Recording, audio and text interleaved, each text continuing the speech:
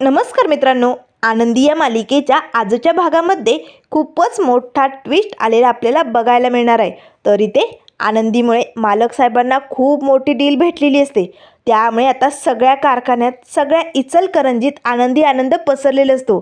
तर मात्र त्याच वेळेस आता या गावात मोठं संकट आलेलं आपल्याला बघायला मिळणार आहे. तर इथे आता शलाका हसतच मालक साहेबांना म्हणू लागते, भाऊजी तुम्ही तर अंगठे बहादूर आहात. फक्त 3 शब्दात सांगते, तुम्ही हरला आहात भाऊजी. आता मात्र शलाकाचा मालक साहेबांना खूपच राग येतो. आता भडकलेले मालक साहेब मीटिंग सोडून तिकडनं निघालेले असतात. त्याच वेळेस आता शिर्के समोर येतात. मालक साहेब असं जाऊ नका हो, हे बघा आपली डील फायनल होणार आहे, अशी चिडचिड करून काहीच होणार नाही. त्यावर लगेच मालक साहेब म्हणू लागतात, शिर्के ती कशी बोलते बघायलेत ना तुम्ही, मग कशाला थांबायचं इथे, आणि वरनं आपण काय करणार आहोत इथे थांबून, सगळं संपलंय शिर्के आता. त्यावर लगेच शिर्के साहेब म्हणू लागतात, नाही मालक साहेब, हे बघा तुम्ही अशी चिडचिड करून इकडनं निघून जावं यासाठी करायली ती मुद्दाम. प्लीज मालक साहेब, तिला उत्तर देण्यासाठी ही जागा ही योग्य ठिकाणी नाही आहे हो. त्यामुळे प्लीज मालक साहेब ऐका, मी हात जोडायलो आहे. आता आपला नंबर येईल, आपल्याला डील भेटणार आहे, आपलं प्रेझेंटेशन होणार आहे. तुम्हाला बघायचं आहे ना आपलं प्रेझेंटेशन झालेलं, मग प्लीज माझं ऐका, शांत व्हा आणि थांबा इकडे. त्यावर लगेच मालक साहेब म्हणू लागतात, शिर्के आपण काय प्रेझेंटेशन करणार आहोत इथे सांगा ना. तेच की हे कापड आमचं होतं, शलाकाने चोरलं, आम्ही माणुसकीपणाने हे घाम गाळून अख्ख्या लोकांनी मेहनतीने बनवलं आहे असं सांगणार आहोत का. सांगा ना शिर्के. अहो तिने आपलं कापड चोरलं आणि लोकांसमोर आमची मेहनत आहे, आमचं कष्ट आहे असं दाखवायली ती. काय करणार आहोत शिर्के आता आपण. त्यावर शिर्के साहेब म्हणू लागतात, हे बघा मालक साहेब, समजा काही ठीक होणार आहे, तुम्ही माझ्यावरती विश्वास ठेवा आणि प्लीज इकडे थांबाव, ही डील आपल्यालाच भेटणार. त्यावर लगेच मालक साहेब म्हणू लागतात, कशी भेटणार शिर्के. अहो आपल्या हुकमाचा पत्ता तिच्या हातात असताना ही डील आपल्याला भेटणार कशी. त्यावर शिर्के म्हणू लागतात, मालक साहेब आत्ता जरी आपल्या हुकमाचं पान तिच्या हातात असलं ना, तरी पण हा डाव आपण जिंकणार. अजून डाव संपलेला नाही आहे मालक साहेब. त्यामुळे माझ्यावरती विश्वास ठेवा आणि मी हात जोडतो, पाया पडतो, पण प्लीज इकडनं जाऊ नका मालक साहेब, ऐका माझं. आता मात्र शिर्केंची ही कळवळणी, हात जोडणं बघून मालक साहेब आता थांबलेले असतात. त्याच वेळेस आता मालक साहेब पुन्हा खुर्चीवरती बसतात. शलाका मात्र मालक साहेबांकडे म्हणजे युगंधर भाऊजींकडे बघून हसत असते. तिला वाटतं की विजय माझाच होणार आहे, त्यामुळे खूपच हवेत उडत असते. त्याच वेळेस आता लगेच समोर जे परदेशी कंपनीवाले ऑफिसर बसलेले असतात ना, ते लगेच होऊ लागतात, चला आई ओके, सगळं काही ठीक आहे ना, मग आपण पुढच्या प्रेझेंटेशनला सुरुवात करूया. इथे आता पुन्हा प्रेझेंटेशनला सुरुवात झालेली असते. मालक साहेब मात्र रागाने शलाकाकडे बघत असतात. तर इकडे आता मात्र घरी आनंदी आणि आरची आलेले असतात. तेव्हा आबा विचारू लागतात, काय ग पोरीनो, काय झालं मग. त्यावर आनंदी म्हणू लागते, आबा काळजी करू नका, मी आरतीताईला सगळं काही समजावून सांगितलं आहे आणि तशाच पद्धतीने ती सगळं काही प्रेझेंट तिकडे करणार आहे. त्यामुळे ही डील आपल्यालाच भेटणार. आणि मग काय, आम्ही आरतीताईला बेस्ट ऑफ लक दिलं आणि तिकडनं घरी निघून आलो. आता ते पोचले असतील, प्रेझेंटेशन सुरूही झालं असेल. त्यावर लगेच आरची म्हणू लागते, आबा काल तर कारखान्यात अशी गंमत आली ना, आपली आनंदी दिदी एकदम साऊथच्या हिरोईनीवानी अशी मस्त टाईपरायटरवरती असं डिझाईन बनवत होती, मला तर लय भारी वाटलं. त्यावर लगेच आता काल रात्री या परिस्थितीचा सामना करण्यासाठी कसं आनंदीने स्वतः डिझाईन बनवलं, त्यानुसार सगळ्या कामगारांनी काम केलं, हे सगळे काही क्षण इथे आता आनंदीला आठवू लागतात. त्याच वेळेस आनंदी पटकन आता आर्चीला एक चापट मारते, काय गं आर्चे, मी म्हणजे हिरोईनीसारखं काम केलं असं म्हणायचं आहे का. अगं त्यावेळेस मला जे सुचलं ते मी केलं आणि आता या सगळ्यामुळे आपल्याला डील भेटावी एवढीच अपेक्षा आहे. त्यावर आबांना मात्र टेन्शन येतं. आता लगेच आनंदी म्हणू लागते, आबा अहो घ्या ना जेवायला, काय झालं, तुम्ही कसला विचार करायलेत. तेव्हा आबा म्हणू लागतात, पोरीनं तुम्ही हे सगळं जे काही केलं आहे ते मालक साहेबांना पटलं पाहिजे ग. नाही म्हणजे माणुसकीच्या नात्याने आपल्या कारखान्यासाठी तुम्ही एवढी मेहनत घेतली, पण जर मालक साहेबांना राग आला तर त्यांचा राग म्हणजे साधासुद्धा नसतो ग. मालक साहेब म्हणजे तापलेलं लोखंड आहे आणि त्यांच्या विरोधात जर जाऊन काही केलं तर ते खूप भडकतात आणि जर ही डील भेटली नाही तर पुन्हा सगळं तुमच्या दोघींवरती यायला नको याचीच भीती वाटते. त्यावर आनंदी म्हणू लागते, आबा काळजी करू नका, अहो शिर्के साहेबांनी या सगळ्याची जबाबदारी घेतली ना, मग आमच्यावरती काय बी येणार नाही. आणि बघा, ही डील आपल्याला भेटणार म्हणजे भेटणार. तर आता इकडे प्रेझेंटेशनला सुरुवात झालेली असते. तर आता बाकीच्या कंपन्यांचे प्रेझेंटेशन झालेले असतात. शेवटचा नंबर असतो तो युगंधर मालकांच्या कारखान्याचा. त्यावर लगेच आता समोर जे सर उभे असतात ना, ते म्हणू लागतात, चला आता शेवटचं प्रेझेंटेशन होणार युगंधर फॅब्रिक, चला पटकन. त्याच वेळेस आता लगेच शलाका हसू लागते. तेव्हा शिर्के साहेब म्हणू लागतात, आरती जा पटकन, आपलं कापड दाखव. आरती समोर जाते आणि लगेच त्या बॉक्समध्ये जे कापड असतं ना, ते दाखवू लागते. त्याच वेळेस आता ते परदेशी कंपनीवाले सर म्हणू लागतात, हे तर सेम झालं, शलाका फॅब्रिक्सचं कापड पण असंच होतं ना. आता मालक साहेबांना राग येतो. त्याच वेळेस शलाका हसू लागते. तेव्हा लगेच शिर्के साहेब म्हणू लागतात, नाही, कापडं जरी सारखी दिसायला असली तरी त्यांच्यामध्ये खूप फरक असतो आणि हे सगळं दिसून नाही कळत, ते सांगून कळेल तुम्हाला. आरती जा पटकन, सांग त्यांना या कापडाबद्दल सगळी माहिती सांग, आपण कसं बनवलं आहे, कसं कापड आहे, सगळं सांग. आता लगेच आरती समोर येते. तेव्हा लगेच शिर्के साहेब म्हणू लागतात, हे बघा, ही आमच्या कारखान्याकडनं प्रेझेंटेशन करणार आहे. त्याच वेळेस आरती म्हणू लागते, नमस्कार मॅडम, हे कापड फक्त बघण्यासाठी नाही आहे, तर हे कापड एक जगण्याची कला आहे. हे कापड घातल्यानंतर एक माणुसकीचं नातं तयार होतं आणि ते जगण्याची एक नवीन उमेद दाखवतं. असं आहे हे आमचं नवीन डिझाईनचं नवीन कापड. त्याच वेळेस आता लगेच ते परदेशी कंपनीवाले आरतीकडे बघू लागतात. त्यांचा जो मॅनेजर बाजूला उभे असतो ना, तो आता इंग्लिशमध्ये आरती काय बोलते हे सगळं त्यांना समजावून सांगू लागतो. त्याच वेळेस आरती म्हणू लागते, मॅडम, हे विचार माझे नाही आहेत, ते मला कोणीतरी सांगितलेत आणि तेच मी तुमच्यासमोर सादर करणार आहेत. आता मात्र हे विचार आपल्या आनंदीचे असतात आणि आनंदीने जसं सांगितलं आहे तसंच प्रेझेंटेशन इथे आरती करायलाच लागलेली असते. आरतीच्या नजरेत आता इथे आनंदी दिसू लागते. आता मात्र हुबेहूब आनंदीसारखंच प्रेझेंटेशन आरतीने करायला सुरुवात केलेली असते. रामराम मंडळींनो, आता इथे आनंदीचा चेहरा दाखवला जातो. तर आता उत्साहात आनंदी आपलं प्रेझेंटेशन सांगत असते.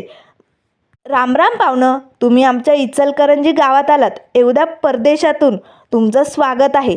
हे बघा, तुम्ही आधी पाहुणं होता, पण आमच्या इचलकरंजीत आल्यानंतर तुम्ही पाहुणं नाही तर तुम्ही आमच्या घरचे भाग झालात. हे बघा, आपले संस्कार आपल्याला हेच शिकवतात, कोणी बी आपल्या घरी येऊ दे, ते पाहुणं नाही तर आपलं बनून आपल्या घरात राहिलं पाहिजे. कारण या सगळ्यामध्ये एक धागा बांधला जातो, तो म्हणजे माणुसकीचा. आणि पाहुणं म्हणूनच आम्ही या धाग्यापासनं, या माणुसकीपणापासनं एक कापड बनवलं आहे आणि ते कापड म्हणजे या कारखान्याची शान आहे. जसा एक विणकर एक एक धागा करून हे कापड विणतो ना, त्यात प्रत्येक रंग भरला जातो, तसंच आम्ही या कापडात 2 रंग भरलेत. ते फक्त रंग नाही आहेत, कारण यात एक जो निळा रंग आहे ना, तो पॅरिसच्या स्वातंत्र्याचा रंग आणि जो दुसरा रंग आहे ना, तो आमच्या भारताच्या शौर्याचा रंग. आणि फक्त हे कापड नाही तर 2 देशांची संस्कृती, 2 देशांची माणुसकी जोडलेलं कापड आहे. आणि सगळ्या लोकांना रंगाची आवड असते, पण आमच्यासारख्या काही लोकांच्या आयुष्यात रंग नाही तर फक्त अंधकारच असतो. आणि अशा लोकांना हे निळा रंग, हा पांढरा रंग, हा हिरवा रंग की हा नारंगी रंग हे माहिती नाही आणि हे दिसतही नाही. म्हणूनच आम्ही या कापडावरती एक मेसेज लिहिला आहे, तो पण ब्रेल लिपीत. ब्रेल लिपीतला हा मेसेज या लोकांना स्पर्श करता येतो. हा युनिक मेसेज त्यांना सगळं काही सांगून जातो आणि म्हणूनच त्यांच्या आयुष्यातही आनंद निर्माण होतो. म्हणूनच हे फक्त कापड नाही तर 2 देश, 2 संस्कृती आणि एक श्वास यांना जोडणारं हे संस्कृतीचं आणि माणुसकीचं कापड आहे. जेव्हा कोणीतरी हे कापड अंगावरती घालून बाहेर निघतं ना, तेव्हा फक्त हे कापड घातलं जात नाही तर 2 देशांची संस्कृती जपली जाते. असं आहे आमचं हे डिझाईन. आता मात्र इथे आरतीचं प्रेझेंटेशन करून झालेलं असतं. परदेशी कंपनीवाले खूपच खुश झालेले असतात. त्या मॅडमला तर आता त्यांच्या बहिणीची आठवण आलेली असते, कारण त्यांची बहीणही अंध असते ना. त्याच वेळेस आता शलाकाला तर खूपच घाम फुटलेला असतो. एवढं भारी प्रेझेंटेशन, जोरजोराच्या कडाकाच्या टाळ्या वाजवल्या जात असतात. आता मालक साहेबांच्या चेहऱ्यावरती हसू आलेलं असतं. शिर्के साहेबही खूपच खुश असतात. त्याच वेळेस आता लगेच समोर ज्या मॅडम बसलेले असतात ना, त्या म्हणू लागतात एक्सलंट, एक नंबर भारी. ही ब्रेल लिपी, मला आज माझ्या बहिणीची आठवण झाली, मिस यू. त्यावर लगेच त्यांचा मॅनेजर सांगू लागतो, आज मॅडमला त्यांच्या बहिणीची आठवण झाली कारण त्याची बहीणही अंध आहे. आणि हे फक्त कापड नाही तर यावरती या अंध माणसांसाठी हा जो काही मेसेज लिहिला आहे ना, तो खरंच खूपच युनिक आहे, एक नंबर भारी, एक्सलंट. आता मात्र जोरजोराच्या टाळ्या वाजवल्या जात असतात. त्याच वेळेस आता इथे डील कुणाला भेटलं हे फायनल झालेलं असतं. तर आता डील भेटलेलं असतं युगंधर निंबाळकर यांच्या कारखान्याला, युगंधर फॅब्रिक्स. आता मात्र जोरजोराच्या टाळ्या वाजवल्या जातात. त्याच वेळेस आता मालक साहेब उठून उभी राहतात. मालक साहेबांच्या हातात आता त्या परदेशी कंपनीवाल्या मॅडमने फाईल दिलेली असते. आता डील फायनल झालेलं असतं. पण इकडे शलाकाच्या पायाखालची जमीन सरकलेली असते कारण इतक्या वेळ तोऱ्यात उड्या मारणाऱ्या शलाकाचा धमाकाचा फुसका वार झालेला असतो. त्याच वेळेस भडकलेली शलाका आता तिकडनं निघालेली असते. तेव्हा पटकन मालक साहेब तिच्यासमोर येऊन उभी राहतात. शलाका शलाका, एक मिनिट, एवढा टाळ्यांचा आवाज होतोय, यात तुझा हा धमाका कुठे दबला गेला? त्याचा तर आवाजच ऐकू येत नाहीये. शलाका मात्र एक नाही दोन नाही गप्प भाऊजींकडे रागाने बघत असते. त्याच वेळेस मालक साहेब म्हणू लागतात, शलाका, फक्त 3 शब्दात सांगतो, खोटं कधी बी टिकत नाही. त्यावर लगेच शलाका म्हणू लागते, भाऊजी, आज तुमचं नशीब चांगलं होतं म्हणून ही डील तुम्हाला भेटली. त्यावर लगेच आता मालक साहेब म्हणू लागतात, नशीब नाही, आईचा आशीर्वाद आणि बायकोची पुण्याई म्हणून मला ही डील भेटली आणि शेवट खऱ्याचा आणि सत्याचाच होतो. शलाका, तू खोटेपणा केला, आमचं कापड चोरलं आणि इथे दाखवलं, पण त्यात तुझी नियत कुठे होती? ते कुठे होतं सांग ना. आता शलाकाला खूपच राग येतो. त्याच वेळेस आता लगेच मालक साहेब म्हणू लागतात, टाळ्या वाजव शलाका, वाजवा वाजवा, टाळ्यांचा कडाडका व्हायलाच पाहिजे कारण शेवटी विजय युगंधरचाच झालाय. आता शलाका रागानेच भाऊजींकडे बघू लागते.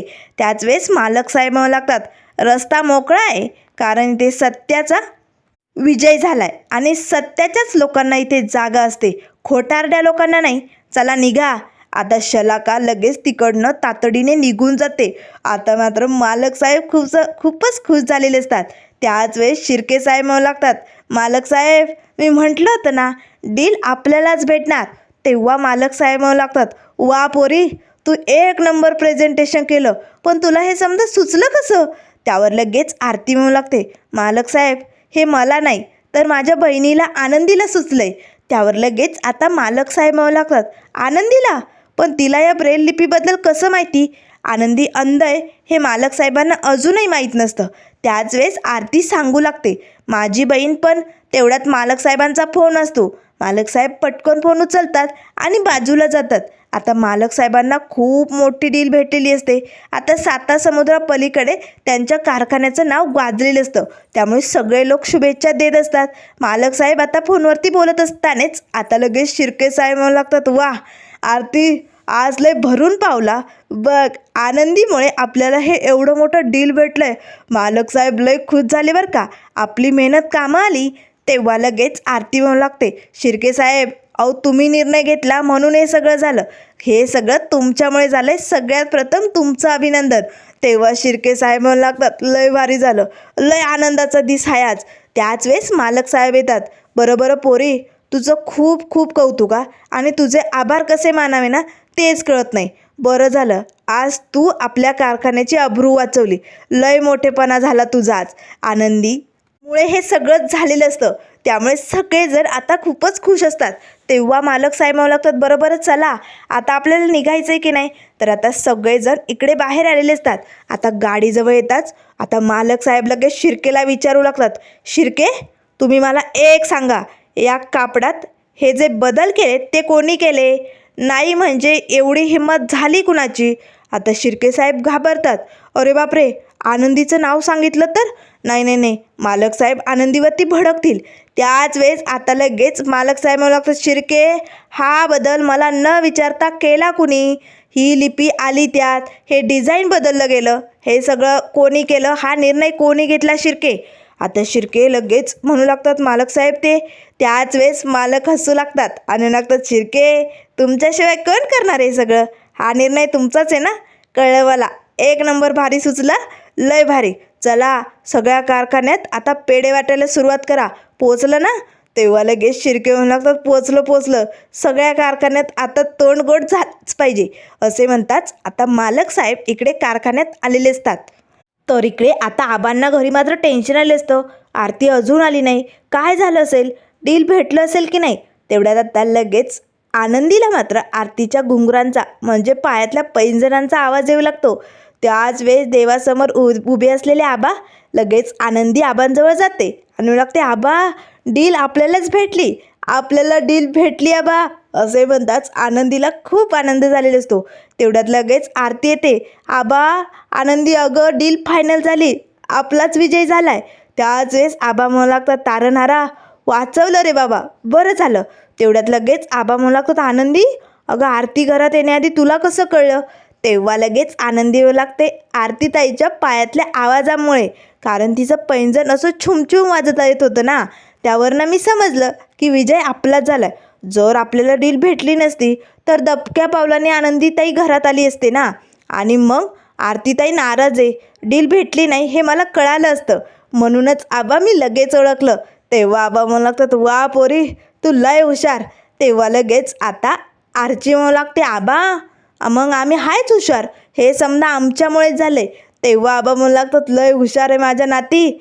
त्याच वेळेस लगेच आरची हात पुढे करते, आनंदी आबा सगळेजण 1 2 3 4 आबा जाधवांच्या नाती हुशार. सगळीकडे आनंदी आनंद असतो. तर इकडे मालक साहेब आपल्या केबिनमध्ये येतात आणि त्यांची बायको समिधा हिच्या फोटोसमोर आता पेढ्यांचा बॉक्स ठेवतात. समिधा, आज जर तू इथे असती तर तुला हवं ते दिलं असतं, कारण आज खूप मोठी डील मला भेटली. पण समिधा, आज मला तुझ्या शब्दांची आठवण आली गं. खरंच तू म्हणत होती कुणाचे उपकार ठेवायचे नाही, उपकारांची व्याजासकट परतफेड झालीच पाहिजे. आज त्या पोरीने माझ्यावरती, आपल्या कारखान्यावरती लय मोठा उपकार केला आहे आणि त्याची परतफेड हा युगंधर नक्कीच करणार. त्यावर लगेच शिर्के म्हणू लागतात, काय झालं मालक साहेब, म्हणजे काय म्हणायचं आहे तुम्हाला. तेव्हा लगेच आता मालक साहेब म्हणू लागतात, खरंच आज त्या पोरीने आपल्या कारखान्याची अब्रू वाचवली. तिला कधी बी गरज लागू द्या, तिला सांगा शिर्के या मालक साहेबांकडे, हा मालक तिला कधी बी नाही म्हणणार नाही, तिला हवं ते मिळणार. त्याच वेळेस आता लगेच शिर्के साहेब तिकडनं निघालेले असतात. तर इकडे आता आबा जाधवांच्या घरी खूपच आनंदाचा दिवस असतो, सगळं काही आनंदी आनंद. तेव्हा लगेच आबा म्हणू लागतात, आरचे तुला काय खावंसं वाटतं. तेव्हा आरची म्हणू लागते, मला श्रीखंड. त्याच वेळेस आता आरतीताई तुला. त्यावर आरतीताई म्हणू लागते, मला बासुंदी, आणि आपल्या आनंदीला आवडते ती लापशी. तेव्हा आबा म्हणू लागतात, चला एवढं समजा करून टाका, आज होऊनच जाऊ द्या, सणासुदीचा दिवस असल्यासारखा आनंद आहे. तेव्हा आरती म्हणू लागते, नाही आबा एवढं सगळं कसं बनवायचं, घरात पैशाची टंचाई, नाही एवढं उगाच बनवायचं नाही, एकच काहीतरी बनवूया आणि तेच सगळे मिळून खाऊया. त्याच वेळेस आता लगेच आरची म्हणू लागते, 1 मिनिट, आपण सगळेजण ना उतरून घेऊया, जो उतरण तो निसटला आणि जो राहील तो स्वयंपाक बनवेल. आता लगेच इथे एकावरती हा एक हात ठेवून आता राज्य जसं उतरवतात ना, तसं इथे आता आर्चीने बरोबर गेम केलेला असतो. आता आबांवरती नंबर आले असतो, आबा आम्ही सगळेजण उतरलो आहेत, आता तुम्ही स्वयंपाक बनवा, काय ते बनवायचं ते तुम्ही ठरवा. त्यावर लगेच आरती म्हणू लागते, आरचे तू आबांना कामाला लावणार, थांब तुला बघतेच. आरती आता आरची पाठोपाठ पळत असते, सगळीकडे धिंगाणा असतो. तेवढ्यात आता शिर्के साहेब येतात आणि दरवाजा वाजवतात. आता शिर्के साहेबांना येताने बघताच आबांना मोठा धक्का बसतो. शिर्के साहेब तुम्ही यावेळेस इथे, काय झालं, मालक साहेब भडकलेत का, काही झालंय का. आबांचे आता असंख्य प्रश्न असतात. तेव्हा शिर्के साहेबांना लगेच मालक साहेबांचं बोलणं आठवतं. शिर्के, आत्ताच्या आत्ता आबा जाधवांच्या घरी जा, त्यांच्या घरात कसली कमी आहे ना हे बघा, आणि त्यांच्या घरी ती वस्तू लगेच पोचली पाहिजे. तेव्हा शिर्के म्हणू लागतात, एवढंच होय, मी लगेच जातो आणि विचारतो. त्यावर मालक साहेब म्हणू लागतात, नाही शिर्के, विचारायचं नाही, ती लोक स्वाभिमानी, ती तुम्हाला कधी बी काय बी तोंडाने सांगणार नाही, तुम्ही मनाने ओळखा आणि ती वस्तू तिथे पोचलीच पाहिजे. असं आता मालक साहेबांचा निरोप असतो. त्यामुळे शिर्के आता मोठं गिफ्ट घेऊन आनंदीच्या घरी आलेले असतात. तेव्हा लगेच आता आबा म्हणू लागतं, शिर्के साहेब काय झालं आहे, मी काय विचारायलोय. त्यावर शिर्के साहेब आबा जाधवांना लगेच घट्ट मिठी मारतात. आबा 1 नंबर भारी काम केलं आहे तुमच्या नातीने, अहो आपल्या कारखान्याची आबरू वाचवली की, म्हणून मालक साहेब जाम खुश आहे. आणि म्हणूनच मालक साहेबांनी आनंदीला हा लॅपटॉप पाठवलाय. आता मात्र खूपच छान असं गिफ्ट पॅक करून लॅपटॉप आणलेलं असतो. त्याच वेळेस आरची पटकन तो हातात ओढून घेते आणि लगेच ते खोलून बघू लागते. त्याच वेळेस आबा म्हणू लागतात, शिर्के साहेब अहो हे सगळं कशासाठी आणलं, या सगळ्याची काय गरज होती. त्यावर लगेच शिर्के साहेब म्हणू लागतात, गरज म्हणजे मालक साहेब लय खुश आहेत. आनंदीमुळे आज हे डील भेटलंय ना, म्हणून तिला अभ्यासासाठी हे पाठवलंय त्यांनी. त्यावर आनंदीसमोर आता आरची पटकन तो लॅपटॉप घेऊन येते. अगं दिदे बघ ना कसलं भारी आहे. त्यावर आनंदी म्हणू लागते, वा एक नंबर. आबा म्हणजे मालक साहेब रागवले नाही, त्यांनी आपल्याला बक्षीस पाठवलंय. आबा आता या लॅपटॉपवरती मी खूप अभ्यास करणार आणि तुमचं नाव मोठं करणार बरं का. तेव्हा आबा म्हणू लागतात, वा पोरी एक नंबर भारी. सगळेजण खुश असतात. तर आता इथे दुसऱ्या दिवसाची सकाळ झालेली असते. आबा आता कॅलेंडर आपल्या हातात घेऊन बघत असतात. तर आज 15 तारीख असते. आबांना घाम फुटलेला असतो. अरे बापरे, आज 15 तारीख. आबांच्या हातनं कॅलेंडर खाली पडलेलं असतं. तेव्हा पटकन आरती, आनंदी सगळेजण आबांजवळ येतात. आबा काय झाले तुम्हाला, तुम्हाला कसं तरी होतंय का, तुम्हाला घाम का फुटलाय. आरची पटकन आबांना पाणी देते. त्याच वेळेस आबा म्हणू लागतात, पोरींनो तुम्ही लवकर जा, आता कामावरती जा आणि 15 मिनटं आधी सुट्टी घ्या आणि लवकरात लवकर घरी या. त्यावर लगेच आनंदी म्हणू लागते, काय झाले आबा, एवढे का गडबडलात तुम्ही. तेव्हा आबा म्हणू लागतात, कारण आज 15 तारीख आहे. आज राक्षस येणारे राक्षस. आपल्या इचलकरंजीत 15 तारखेला राक्षस येत असतो, हे माहिती आहे ना तुम्हाला. तेव्हा लगेच आरती म्हणू लागते, हो आबा तुम्ही सांगितल्याप्रमाणे आम्ही लवकर घरी येऊ. त्याच वेळेस आनंदी म्हणू लागते, आबा आरतीताई हा राक्षस कोण आहे, नेमकं तुम्ही कुणाबद्दल बोलताय. त्याच वेळेस आरती म्हणू लागते, अगं राक्षस म्हणजे. त्याच वेळेस आबा तिचा हात पकडतात. जा पोरींनो उशीर करू नका, लवकर जा, तुम्हाला लवकर यायचं आहे ना. तर आता आनंदी आणि आरतीताईबरोबर निघालेले असतात. आबा मात्र आरचीला घरीच ठेवून घेतात. तर मात्र इथे मित्रांनो पुढील भागामध्ये आपल्याला बघायला मिळेल, इथे आता आरतीताई आणि आनंदी दोघी आता कारखान्यावरती आलेले असतात. तर आता हा इचलकरंजीत येणारा राक्षस म्हणजे युगंधर मालकांचा सक्का लहान भाऊ असतो. आता मात्र तो मालक साहेबांकडे आलेला असतो. तेव्हा मालक साहेब म्हणू लागतात, हे बघ जसं दूध पाजलं जातं ना, त्याच हाताने गळा घोटलाही जातो, एवढं लक्षात ठेव. केवळ आईने शपथ घातली म्हणून मी तुझा सांभाळ करतोय, नाहीतर तुझ्यासारख्या नालायक नीच माणसाला मी जिवंत ठेवलं सुद्धा नसता. एक गोष्ट लक्षात ठेव, या गावात येऊन कुठलंही कांड करायला बघायचं नाही, नाहीतर या युगंधरशी गाठे. माझे हात बांधले गेलेत म्हणून त्याचा फायदा घेऊ नको. आता मात्र या मालकांचा हा लहान भाऊ एक नंबरचा गुंड असतो, राक्षसच जणू. आता तो दारू पिऊन आपल्या गाडीत बसलेला असतो. रात्रीची वेळ झालेली असते. आनंदी आणि आरती या दोघींना घरी जायला उशीर झालेला असतो. अचानक जोराचा वारा सुटलेला असतो. आता मात्र लगेच या राक्षसाला आरशातच पाठीमागणं येणारी आनंदी दिसू लागते. आनंदी मस्त अशी रस्त्याने चाललेली असते. खूपच घाई गडबड असते, कारण आबांनी लवकरात लवकर घरी बोलावलेलं असतं ना. त्याच वेळेस आता हा राक्षस त्या आरशातल्या आनंदीकडे बघू लागतो. वा काय मस्त आहे ना, एक नंबर भारी. आता मात्र मी या पाखराला सोडणार नाही. आता मात्र या सगळ्या संकटातनं आनंदी कशी वाचणार, पुढे काय होणार हे आपल्याला लवकरच बघायला मिळेल. त्यामुळे मित्रांनो अशाच मालिकेंच्या अपडेट पाहण्यासाठी चॅनलला लाईक करा, सबस्क्राईब करा. व्हिडिओ पाहिल्याबद्दल धन्यवाद.